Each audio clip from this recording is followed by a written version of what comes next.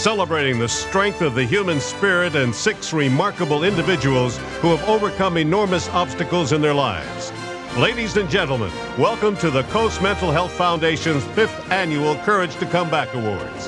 And now your hosts for tonight's event, Global Zone Deborah Hope and Olympic medalist Silken Laumann.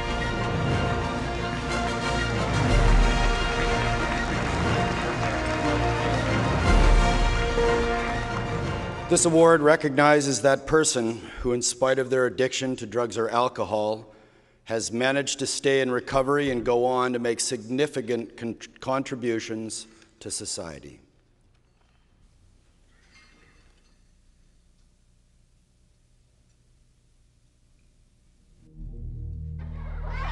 Like most young boys, his special relationship was with his father, the person he felt safest with, his role model, his hero. Until a sudden heart attack robbed him of the best friend he ever had. Until life wasn't clear anymore, wasn't safe anymore. Until the clear and promising future became clouded with the fog of doubt and fear and insecurity. Overwhelming insecurity that could only be conquered by getting high. Smoking dope, getting stoned, missing his dad. Frightened and scared and 9 years old. His name is Joe Roberts. By the time he was a teenager, Joe's fear and sorrow had transformed into self-destructive anger. The world was against him, and drugs were his only friend. By age 15, he had left his mother's home, dropped out of school, and graduated from alcohol and soft drugs to LSD, cocaine, and finally, heroin. His life revolved around getting high. His day began and ended with the next fix. There wasn't anything he wouldn't do to get it. And of course, he told himself, I can control this. I'm not an addict. I can stop whenever I want. The lies every addict buys into. The lie that constantly repeats even as the needle is entering your vein and oblivion floods through your bloodstream. By 17, he was living on the drug-infested streets of Vancouver's East Side or in jail for petty theft. His life was a living hell. At 24, Joe hit rock bottom. Eating from dumpsters, living on the street, begging for change, waiting to get high. His life was spiraling out of control and he could no longer hear the voice of reason in his head. He knew that he either had to make a change or he would die on the street.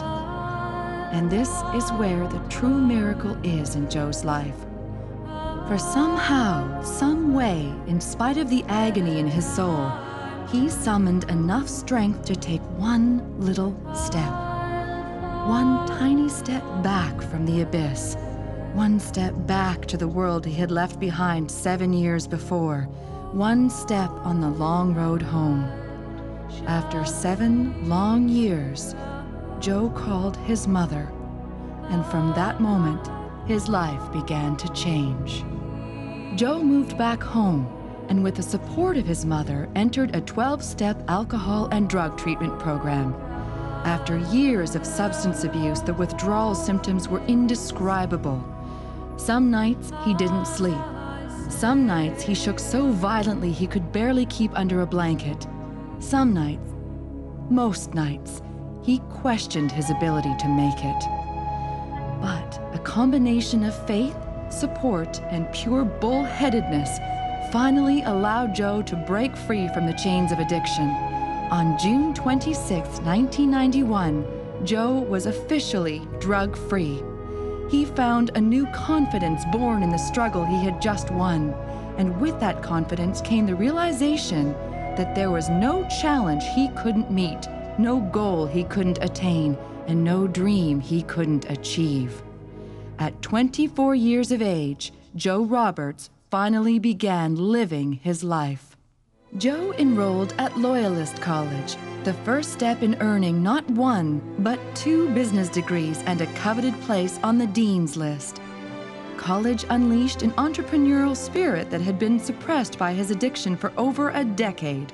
he began working as a motivational speaker, teaching companies how to succeed in times of economic adversity, a comparatively simple challenge for Joe.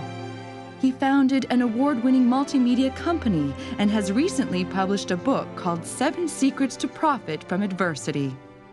Using his skill and charisma as a public speaker, Joe created a high-energy presentation for high school students called "Don't Buy the Lie About Getting High."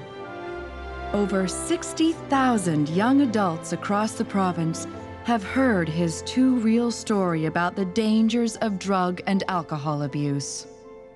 Today, Joe lives in a large house in the suburbs. He has a successful career, a beautiful wife named Jenny, and their precious 10-year-old daughter, Sarah. For her, Joe tries to be the kind of father he once had, and for him, Sarah's love is the single greatest gift he has ever received. In her eyes, he often sees the reflection of his father. Staying sober is a never-ending fight, a constant battle with failure being almost unthinkable and yet ever so easy. With his strength and determination, Joe continues to battle the demons of his past, to stay the course, to fulfill his promise. And minute by minute, hour by hour, day by day, Joe is winning the war. But the true miracle, the amazing fact of Joe's life, is that in the midst of that never-ending battle, Joe can still reach out to those around him and warn them of the dangerous path he once trod. That takes a special man. But then again, that's just who Joe is. A man who's been to hell and had the courage to come back.